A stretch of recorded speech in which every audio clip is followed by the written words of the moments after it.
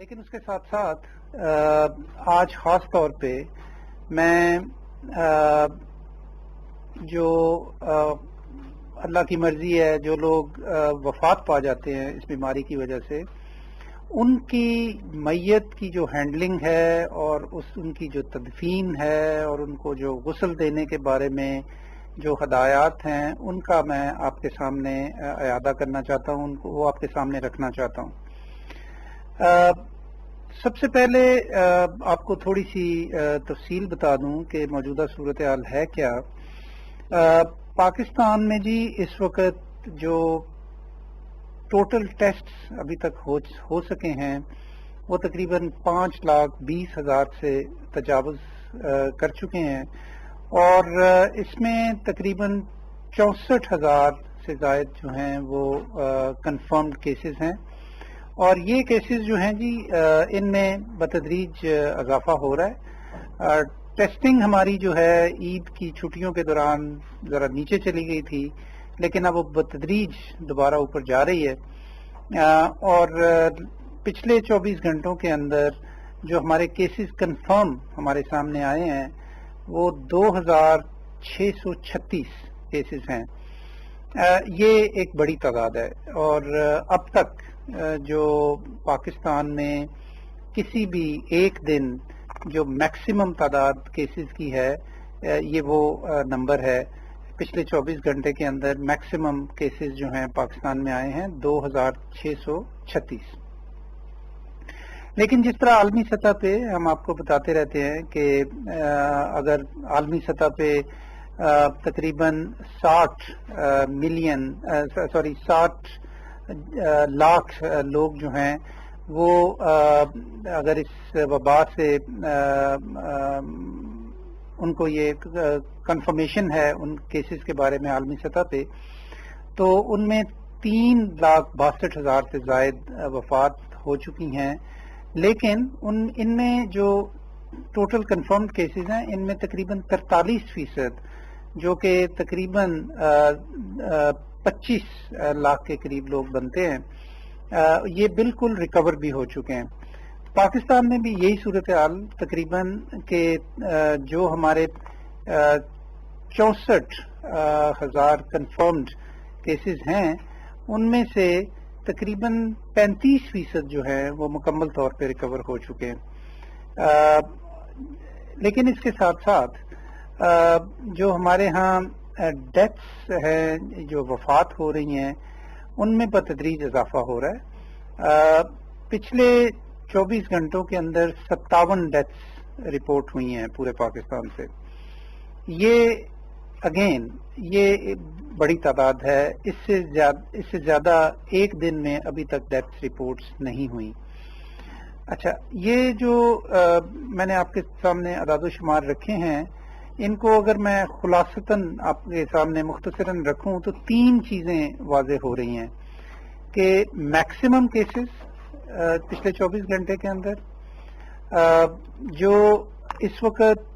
ہماری اعداد و شمار کے مطابق جو میکسیمم نمبر آف پیشنٹس جو ہیں جو وینٹیلیٹرز پہ ہیں، یہ بھی وہ تعداد ہے کہ جو کسی بھی 24 گھنٹے میں سب سے زیادہ ہے، اور یہ اس وقت 157 جو ہیں لوگ وہ وینٹیلیٹرز پہ ہیں پاکستان کے مختلف شہروں کے، یہ بھی میکسیمم تعداد ہے۔ اور جو ڈیتھ ہیں 57 ایک دن میں، وہ بھی میکسیمم تعداد ہے۔ تو یقیناً یہ وبا پھیل بھی رہی ہے، اس کے کیسز بھی زیادہ رپورٹ ہو رہے ہیں اور ڈیتھس بھی زیادہ رپورٹ ہو رہی ہیں، اور وینٹیلیٹرز کے اوپر خاص طور پہ جو لوگ ہیں ان کی تعداد میں بھی اضافہ ہو رہا ہے۔ وینٹیلیٹرز پہ ناظرین کسی کا ہونا جو ہے وہ اس بات کی نشاندہی کرتا ہے کہ وہ شدید بیماری کی صورتحال ہے، ان کے پھیپھڑے کام نہیں کر رہے تو ان کو ایک مصنوعی مشین کے اوپر لگانا پڑتا ہے تاکہ ان کا جو نظام تنفس ہے یا جو سانس لینا ہے وہ اس میں آسانی پیدا ہو سکے۔ لیکن جتنے لوگ وینٹیلیٹرز کے اوپر ہوتے ہیں ان کی ایک بڑی تعداد 85-90% تعداد جو ہے وہ جانبد نہیں ہو سکتے۔ تو ظاہر ہے کہ یہ ایک بگڑتی ہوئی صورتحال ہے یقیناً، اور اس کا ہم اظہار آپ کے ساتھ پہلے بھی کر چکے ہیں کہ ابھی پاکستان میں کیسز اور اموات جو ہیں ان کے بڑھنے کا امکان ہے، لہذا اس میں بہت زیادہ تعجب کی ضرورت نہیں. لیکن جو اہم بات ہے یہاں پہ وہ یہ ہے کہ کیا ہمارا ہیلتھ سسٹم جو ہے یا جو ہمارے ہسپتال ہیں ان میں مناسب مقدار میں ہمارے پاس بیڈز موجود ہیں، خاص طور پہ جو کریٹیکل کیئر میں یا آئی سی یوز میں جو بیڈز ہیں ان کی کیا صورتحال ہے. تو وہ صورتحال جو ہے یقیناً ابھی بہت کنٹرول کے اندر ہے. جو ہمارے وینٹیلیٹرز ہیں مثلاً ان کا جو تقریباً 18 سے 20% کے درمیان جو وینٹیلیٹرز ہیں وہ ابھی تک یوز ہو رہے ہیں، جو کہ کرونا وائرس کے لیے مختص کیے گئے ہیں مختلف ہسپتالوں کے اندر. لیکن یہ بھی بات اپنی جگہ پہ درست ہے کہ بڑے شہروں کے بڑے ہسپتالوں کے اندر یقیناً ایک تشویش بھی پائی جاتی ہے. بعض دفعہ بیڈز نہیں ملتے، بعض دفعہ وینٹیلیٹرز نہیں ملتے، اور وہ اس طرح کی جو خبریں ہیں وہ اچانک جو ہیں وہ میڈیا کا حصہ بن جاتی ہیں، سوشل میڈیا کے اوپر گردش کرتی ہیں، اور اس کی وجہ سے بڑی تشویش پیدا ہو جاتی ہے. حقیقت حال یہ ہے کہ اس وقت ہمارے پاس وافر مقدار میں بیڈز بھی موجود ہیں اور وینٹیلیٹرز بھی موجود ہیں. اس چیز کے اوپر گہری نظر رکھے ہوئے ہیں ہم این سی او سی کے اندر، اور اس سلسلے میں ہم نے ایک جو ہے ایک سسٹم ڈیولپ کیا ہے کہ جو ہمیں کسی بھی وقت میں یہ بتا سکے کہ مختلف شہروں کے اندر مختلف ہسپتالوں کے اندر کیا صورتحال ہے، کتنے بیڈز ہیں وہاں پہ موجود، کتنے بیڈز جو ہیں وہ کرونا وائرس کے مریضوں کے لیے مختص کیے گئے ہیں، آئی سی یو کے اندر کیا بیڈز ہیں، کتنے بیڈز ہیں، ان میں سے کتنے جو ہیں وہ استعمال میں ہیں، کتنے ابھی فارغ ہیں، اسی طرح وینٹیلیٹرز کی صورتحال. تو اس کے لیے ہم کل انشاءاللہ تعالی خصوصی طور پہ آپ کے ساتھ ایک سسٹم جو ہم نے ڈیولپ کیا ہے وہ شیئر کریں گے. اس میں ہمارے صوبائی نمائندے بھی ہمارے ساتھ ہوں گے، تو اس کی تفصیلات جو ہیں وہ میں انشاءاللہ تعالی کل آپ کے ساتھ شیئر کروں گا. اب میں آپ کے سامنے چونکہ بہت زیادہ اموات ہو رہی ہیں اور اس سلسلے میں بڑی تشویش بھی ہے، تو اس سلسلے میں میں تھوڑی سی آپ سے بات کرنا چاہتا ہوں. اب تک کی جو صورتحال تھی اس میں چونکہ یہ ایک نیا وائرس تھا، نیا آؤٹ بریک تھا، پہلی دفعہ یہ اموات ہو رہی تھیں، تو ایک زیادہ احتیاطی رویہ اپنایا گیا، اور جو ہم نے ہدایات جاری کی وہ قدرے سخت تھیں، جس کا مطلب یہ تھا کہ بعض دفعہ ان کے اوپر جب عمل ہوتا تھا تو وہ مزید سختی اس میں آ جاتی تھی، کیونکہ لوگ شاید اس کو صحیح طریقے سے سمجھ نہیں پا رہے تھے یا ضرورت سے زیادہ محتاط ہونا چاہ رہے تھے. تو اس کی وجہ سے بہت سارے غلط فہمیاں بھی پیدا ہوئیں اور بہت ساری مشکل صورتحال بھی پیدا ہوئی. تو اس حوالے سے ہم نے حال ہی میں ماہرین کی مدد سے جو لوگ فوت ہوتے ہیں ان کی ہینڈلنگ جو ہے اس کے بارے میں ایک نیا ہدایت نامہ جاری کیا ہے، جو کہ covid.gov.pk کی جو ہماری ویب سائٹ ہے اس پہ اب موجود ہے. اس کا ترجمہ جو ہے اردو میں بھی انشاءاللہ آپ کو اویلیبل ہو جائے گا. بنیادی فرق جو پچھلا ہدایت نامہ تھا اور جو اب کی گائیڈ لائنز ہیں ان میں یہ ہے کہ چونکہ ابھی تک اس بات کا کوئی ثبوت نہیں کہ جو ایک باڈی ہوتی ہے، جو میت ہوتی ہے، اس سے کرونا وائرس منتقل دوسرے زندہ انسانوں کے اندر ہونے کا، ٹرانسفر ہونے کا کوئی ثبوت نہیں ہے. تو اس چیز کو مد نظر رکھتے ہوئے کچھ ہدایت نامے میں تبدیلیاں کی گئی ہیں. ان میں چند ایک جو بڑے بڑے نکات ہیں وہ میں آپ کے سامنے رکھنا چاہتا ہوں اور کچھ مغالطوں کو ختم کرنا چاہتا ہوں، کیونکہ اس کی وجہ سے ہم نے دیکھا ہے کہ بہت سارے مشکلات کا شکار ہوئے اور بہت یعنی اس کی وجہ سے حساس صورتحال بھی پیدا ہوئی. بڑی جذباتی صورتحال ہوتی ہے جب کوئی فوت ہو جاتا ہے گھر کا شخص، تو اس کی جو ہینڈلنگ ہے اگر وہ بھی پراپر طریقے سے نہ ہو تو ہماری ثقافت میں، ہمارے مذہب میں اگر جنازہ صحیح طریقے سے نہ ہو سکے، اس کی تدفین صحیح طریقے سے نہ ہو سکے تو اس کی وجہ سے بڑا غم و غصہ پیدا ہوتا ہے اور بجا طور پہ. تو اس حوالے سے جو چند بڑی چیزیں میں آپ کے سامنے رکھنا چاہتا ہوں، اس کی تفصیل جو ہے آپ اس ہدایت نامے میں پڑھ سکتے ہیں. میں پہلی بات یہ ہے جی کہ جب کوئی شخص خدا نخواستہ فوت ہو جائے تو اس کو جو لوگ ہینڈل کر رہے ہیں ان کے لیے یہ ضروری ہے کہ وہ تمام تر وہ احتیاطیں کریں جو کہ ہم ایک مریض جو ہوتا ہے اس کے حوالے سے کرتے ہیں. مثلا جو عملہ ہے یا جو گھر کے افراد ہیں وہ جب میت کو ہینڈل کریں تو ان کو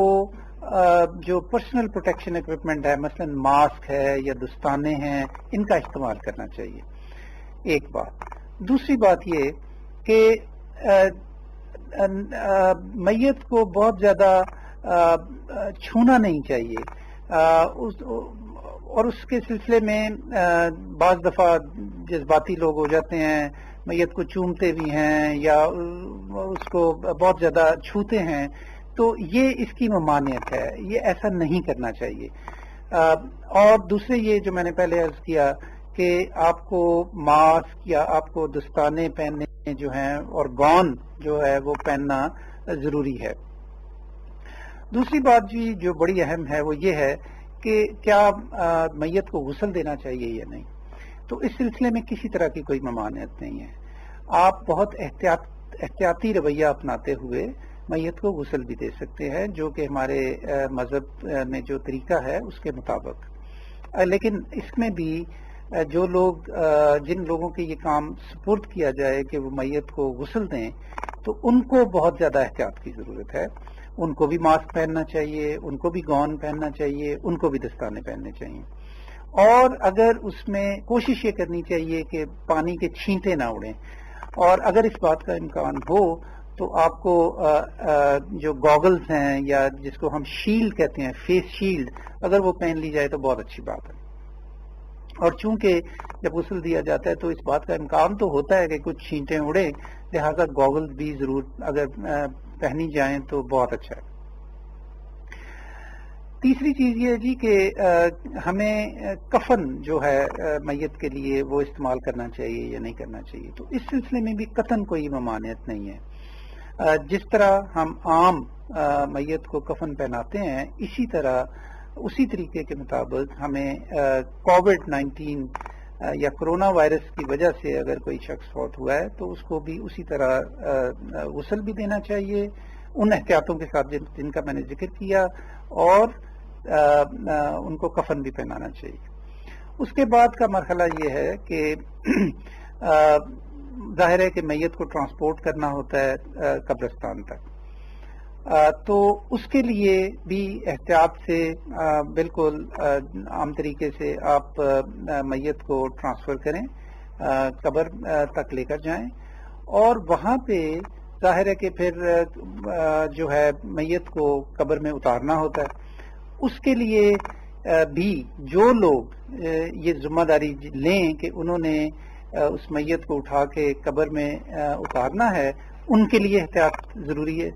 ان کے لیے ماسک پہننا ضروری ہے، ان کے لیے دستانے پہننے ضروری ہیں. اگر وہ گون بھی پہنے تو بہت اچھی بات ہے.